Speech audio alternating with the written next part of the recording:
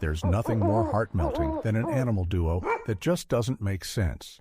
This massive Belgian shepherd somehow adopted a tiny rescue owl, and what happened next was completely unexpected. One afternoon, the big dog let out a loud, echoing howl. He was far from the house, but his voice carried. The whole family heard it and rushed out of their forest cabin. Charging toward them was their dog, and in his mouth was what looked like a small bundle of feathers. The family froze in place.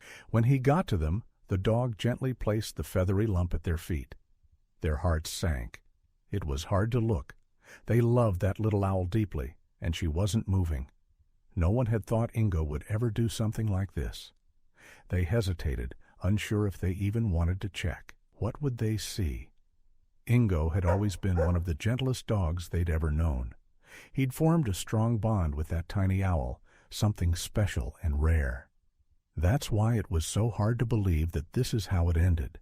It looked like something had changed, like maybe his instincts had taken over, and he'd hurt the one friend he was never supposed to. You wouldn't expect softness from a dog as big as Ingo. He looked tough, huge, focused, and incredibly smart. Ingo actually came from a long line of trained service dogs. He was meant to be a police dog, but things didn't go as planned. It wasn't that he wasn't smart. He was brilliant. He could complete any challenge, navigate obstacle courses, even open doors on command.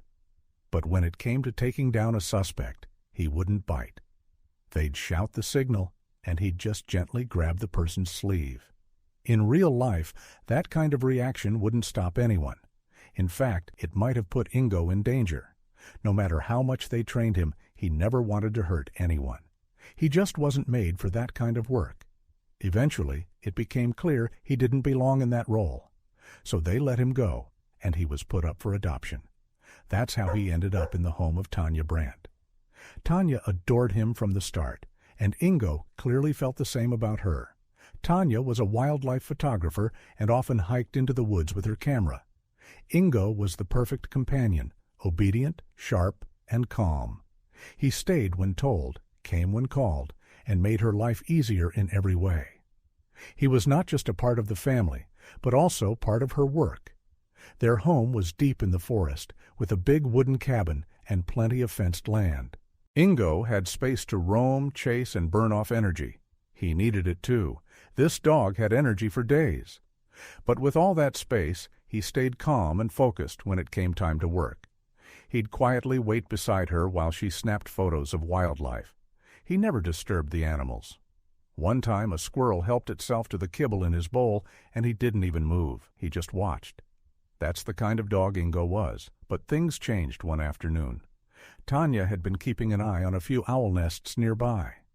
These owls were small and adorable, perfect for photos. She had noticed that one of the nests had several eggs in it and was excited to return often and watch their progress. Each day she and Ingo would check the nest with her long lens. They kept a respectful distance. When the eggs finally hatched, Tanya was thrilled. The nest was full of baby owls, and she got straight to photographing them. Ingo, though, wasn't acting like himself. Instead of lying down and waiting, he became restless. He sniffed around the bushes under the tree and let out soft, nervous whines. Tanya tried to get him to stop, but he wouldn't listen. Not this time. He wasn't focused on the owls in the nest. He had found something. Tanya finally followed him and looked where he was sniffing. That's when she saw it. An owl egg had fallen from the nest and lay hidden in the brush. They had no idea how it got there. Maybe the owls kicked it out. Maybe it fell. Either way, it was alone and cold. Climbing up to return it wasn't an option. She might scare the mother away from her babies. Tanya wasn't sure what to do. Maybe the egg wasn't viable, but even so, she couldn't just walk away without trying. Ingo stood beside her, watching, waiting. He seemed to expect her to do something, so they tried. Back at home, they threw together a small incubator using light bulbs and a glass box. No one thought it would actually work. But Ingo stayed right there, keeping his eyes on the egg. He was fully invested. A few days later, in the middle of the night, Ingo began to bark, not loud and frantic, but short and excited. Something was happening. The big dog was over the moon with excitement. None of them could believe it. The egg was actually hatching. They all watched in awe as the little owl pushed her way out of the shell. They named her Poulty and prayed she would make it. Thankfully, they had already read up on how to care for a baby owl. They hadn't expected to use that info, but now they were glad they had it. They fed her carefully and kept her warm. Ingo never left their side. The tiny owl got used to having the giant dog nearby, and once her feathers started growing in, the two were inseparable.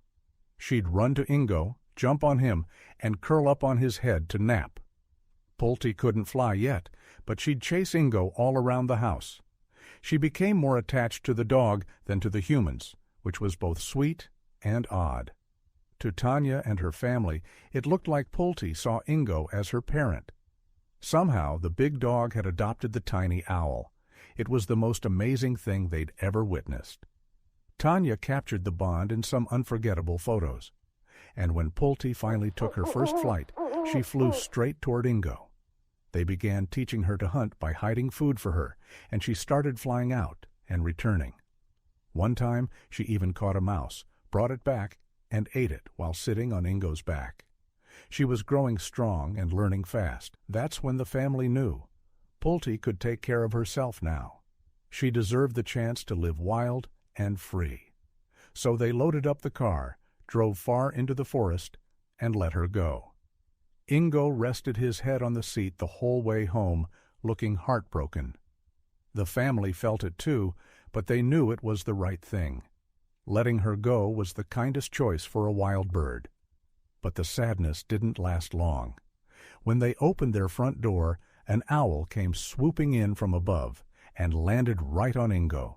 It was Poulty. She had beaten them home. The owl clearly had no plans to leave her family forever. She wanted freedom to fly, yes, but she also wanted to stay close. So they built a few owl boxes around their land to give her space while still letting her stick around. Poulty picked one of the boxes to live in, but she didn't stay away for long.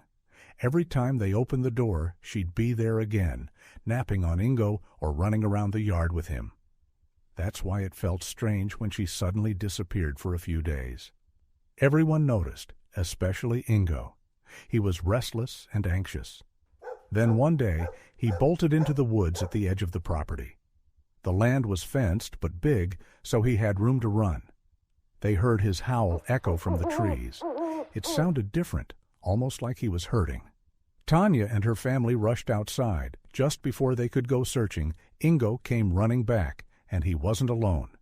In his mouth was a familiar bundle of feathers. He laid it down gently at their feet. They froze. It was Poulty, but she wasn't moving. Shock hit them all at once. Had Ingo hurt her? No one wanted to believe it, but the scene was terrifying. Then Ingo leaned down and gave her a soft lick. Poulty stirred. She was alive. The relief was overwhelming. They gently picked her up. There were no bite marks, no wounds from teeth, nothing that pointed to Ingo. But she was hurt. Her wing was broken, and she was sick and weak. Clearly, Ingo had found her in a bad state and carried her home as carefully as he could. He hadn't harmed her. He had rescued her. From the very beginning, even as an egg, Ingo had been her guardian. Now he had saved her once more. They didn't know if she would pull through, but they had to try. They wrapped her wing and tried feeding her, but she wasn't eating. They gave her special tonics and bird-safe antibiotics and let her rest. They placed her in a small cage so she couldn't try to fly and make her injury worse. Ingo stayed close. He lay beside the cage with his head pressed against it. Poulty sat as near as she could to him. Ingo gave her gentle licks and fell asleep with his head next to hers. The next morning, she opened her eyes and let out a familiar little sound, the same one she used when she wanted food. It made their hearts swell. She was hungry again. That was a good sign. They let her walk around indoors, giving her time to heal. At first, she was still so fragile, but slowly she got stronger. She began fluttering her wings again. When the time came, they loosened the wrap and tested her flight. She could do it. Not long after, they released her once more. Polty was free again. They let her go, and she returned to the owl boxes. But if she had been clingy before, now she barely left their yard. They still didn't know what had caused her injury, but whatever it was, it seemed to make her more cautious, at least when it came to the wild. At home, though, she was as confident as ever, and the bond between the dog and the owl grew even stronger. But things were about to change again, this time forever. The giant Belgian shepherd had adopted this tiny owl, and somehow the story wasn't over yet. After everything they'd been through, something even sweeter was waiting ahead. Polty had truly made the owl boxes her home. She felt safe, and she was still free. And it was in that safety that something incredible happened. She decided to start her own family. The family was stunned the day they saw eggs in her nest. That's exactly how this whole story had started. Polty had come into their lives as an egg. Now she was laying eggs of her own. It felt like things had come full circle, and without Ingo, none of it would have happened. Polty, her babies, and even their babies would never have had a chance if it weren't for one smart, gentle dog who cared deeply. Now the family had the chance to watch over her eggs, just like before. The excitement was unreal.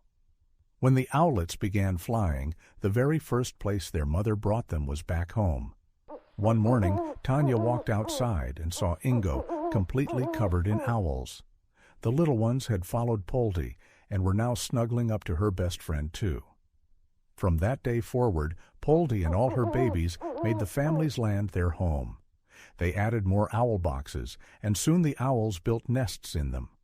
Most of them grew up and moved on, flying free. They trusted the family, but none of them bonded quite like Polty did. Polty got older, and her bond with Ingo never faded. Even when she passed, it didn't end Ingo's love for the owls. One of Polty's granddaughters, a little owl named Bleach, was sick and weak. She had trouble flying and was pushed out of the nest. Tanya spotted her, and just like with Polty, she and Ingo stepped in to care for her. Bleach couldn't be released, but she had a home with the family. They built a special owl box at just the right height, and she lived as freely as she could. She even found a mate and laid eggs. Sadly, most of the eggs never hatched. Bleach laid 17 eggs in total, but only one, from her very last clutch, hatched. Still, that one baby survived, grew strong, and one day flew off into the forest to live free. Ingo loved Bleach just as much as he had loved Polty, and now the family of owls knew that no matter what happened, they would always have a home, love, and protection, thanks to one big-hearted dog and the people who cared for them all. What unusual animal friendships do you love most? If this story touched your heart, give it a like, share it with your friends, and don't forget to subscribe for more amazing stories just like this.